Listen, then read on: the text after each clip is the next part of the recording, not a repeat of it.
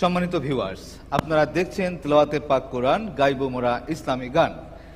এবারে আসছে ইমরান হোসেন খুলনা থেকে। গাইবো মোরা ইসলামী গান। আসসালামু আলাইকুম ওয়া রাহমাতুল্লাহ।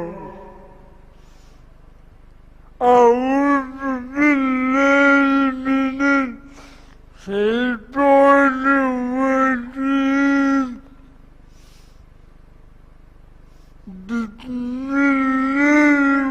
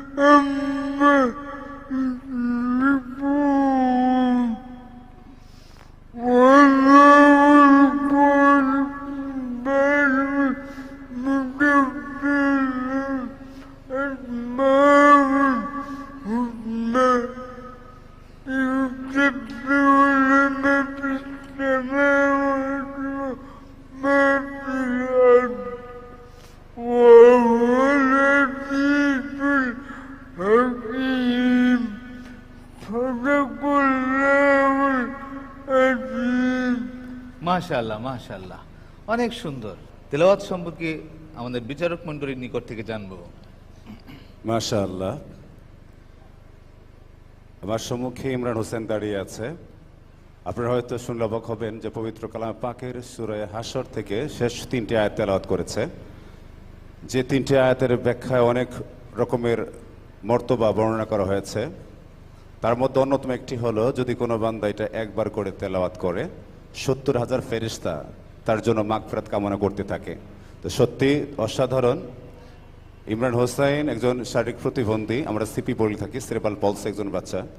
তো এরপরও সেই প্রতিবন্ধকতাকে উপরে ফেলে দিয়ে আজকে এমন একটি সুন্দর মঞ্চে এসে দাঁড়িয়ে সুন্দর করে সবার সম্মুখে এই কোরআন থেকে তেলাওয়াত করার যে প্রত্যয়, যে সাহস দেখিয়েছে, এজন্য ধন্যবাদ জানাই ইমরানকে। আশা করছি ভবিষ্যতে তার এই প্রতিবন্ধকতাকে আশা করি থাকবে না ইনশাল্লাহ। সমস্ত বাধা বিঘ্ন পেরিয়ে একসময় আরো সুন্দরভাবে আমাদের সম্মুখে পবিত্র কোরআনে পাক তেলাওয়াত করবে, সে আশা প্রত্যাশা ব্যক্ত করছি। ধন্যবাদ ইমরানকে। গাইবো মোরা ইসলামী গান। তেলাওয়াতে পাক কোরআন, গাইবো মোরা